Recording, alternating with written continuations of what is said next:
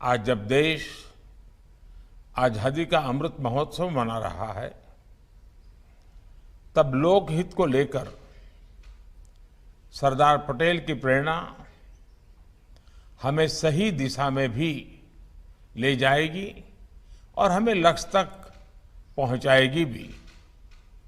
साथियों, हर समाज में उस काल के अनुकूल न्याय व्यवस्था और विभिन्न प्रक्रियाएं, परंपराएं विकसित होती रही है। स्वस्थ समाज के लिए, आत्मविश्वास से भरे समाज के लिए, देश के विकास के लिए भरोसेमंद और त्वरित न्याय व्यवस्था बहुत ही आवश्यक है। जब न्याय मिलते हुए दिखता है तो संवैधानिक संस्थाओं के प्रति देशवासियों का भरोसा मजबूत होता है और जब न्याय मिलता है तो देश के सामान्य मानवी का आत्मविश्वास भी उतना ही बढ़ता है। इसलिए देश की कानून व्यवस्था को निरंतर बेहतर बनाने के लिए इस तरह के आयोजन बेहद अहम है। साथियों, भारत के समाज की विकास यात्रा हजारों वर्षों की है। तमाम चुनौतियों के बावजूद भारतीय समाज ने निरंतर प्रगति की है, निरंतरता बनाए रखी है। हमारे समाज में नैतिकता के प्रति आग्रह और सांस्कृतिक परंपराएं बहुत समृद्ध है। हमारे समाज की सबसे बड़ी विशेषता यह है कि वो प्रगति के पथ पर बढ़ते हुए खुद में आंतरिक सुधार भी करता चलता है। हमारा समाज अप्रासंगिक हो चुके कायदे, कानूनों, कुरीतियों, रिवाजों उसको हटा देता है, फेंक देता है। वरना हमने ये भी देखा है कि कोई भी परंपरा हो, जब वो रूढ़ी बन जाती है तो समाज पर वो एक बोझ बन जाती है और समाज इस बोझ के तले दब जाता है। इसलिए हर व्यवस्था में निरंतर सुधार एक अपरिहार्य आवश्यकता होती है। आपने सुना होगा, मैं अक्सर कहता हूं कि देश के लोगों को सरकार का अभाव भी नहीं लगना चाहिए और देश के लोगों को सरकार का दबाव भी महसूस नहीं होना चाहिए। सरकार का दबाव जिन भी बात से बनता है उसमें अनावश्यक कानूनों की भी बहुत बड़ी भूमिका रही है। बीते 8 वर्षों में भारत के नागरिकों से सरकार का दबाव हटाने पर हमारा विशेष जोर रहा है। आप भी जानते हैं कि देश ने 1,500 से ज्यादा पुराने और अप्रासंगिक कानूनों को रद्द कर दिया है। इनमें से अनेक कानून तो गुलामी के समय से चले आ रहे हैं। इनोवेशन और ईज ऑफ लिविंग के रास्ते से कानूनी अड़चनों को हटाने के लिए 32,000 से ज्यादा कंप्लायंसेस भी कम किए गए हैं। ये बदलाव जनता की सुविधा के लिए है और समय के हिसाब से भी बहुत जरूरी है।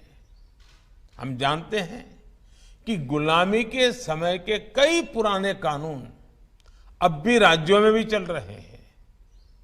आजादी के इस अमृत काल में गुलामी के समय से चली आ रहे कानूनों को समाप्त करके नए कानून आज की तारीख के हिसाब से बनाए जाना जरूरी है। मेरा आपसे आग्रह है कि इस कॉन्फ्रेंस में इस तरह के कानूनों की समाप्ति का रास्ता बनाने पर जरूर विचार होना चाहिए। इसके अलावा राज्यों के जो मौजूदा कानून है उनकी समीक्षा भी बहुत मददगार साबित होगी। इस समीक्षा के फोकस में ईज ऑफ लिविंग भी हो और ईज ऑफ जस्टिस भी हो। साथियों, न्याय में देरी एक ऐसा विषय है जो भारत के नागरिकों की सबसे बड़ी चुनौतियों में से एक है। हमारी न्यायपालिकाएं इस दिशा में काफी गंभीरता से काम कर रही है।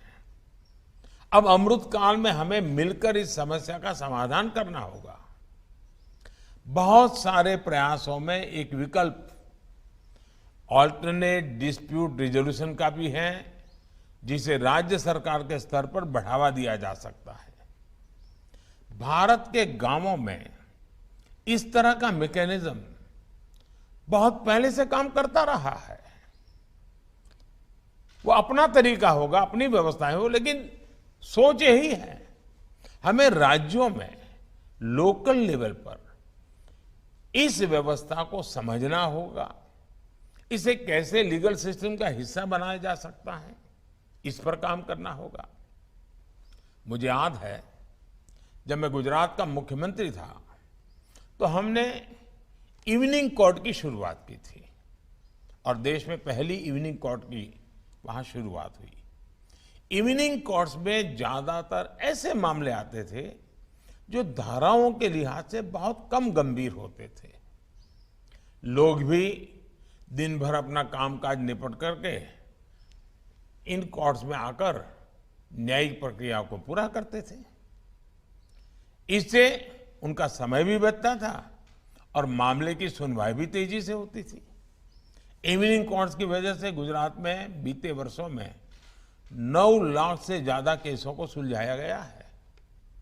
हमने देखा है कि देश में त्वरित न्याय का एक और माध्यम लोक अदालतें भी बनी हैं। कई राज्यों में इसे लेकर बहुत अच्छा काम भी हुआ है। लोक अदालतों के माध्यम से देश में बीते वर्षों में लाखों केसों को सुलझाया गया है।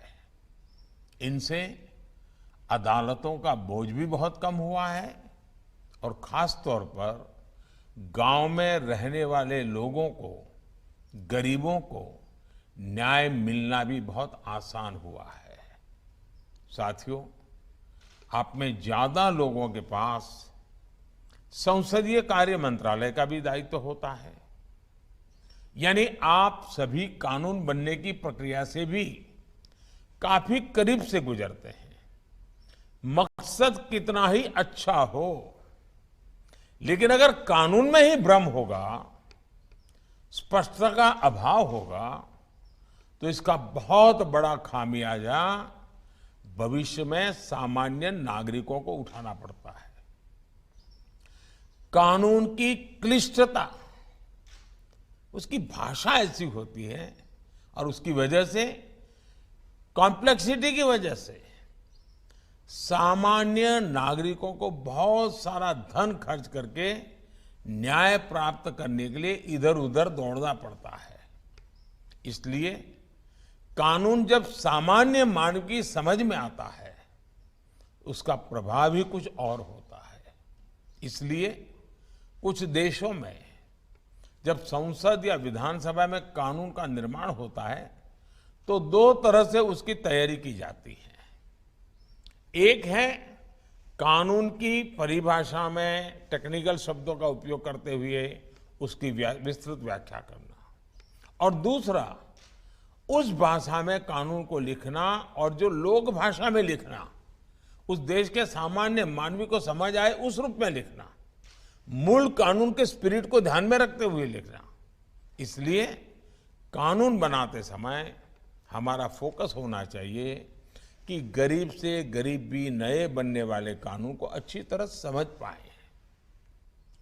कुछ देशों में ऐसा भी प्रावधान होता है कि कानून के निर्माण के समय ही ये तय कर दिया जाता है कि वो कानून कब तक प्रभावी रहेगा।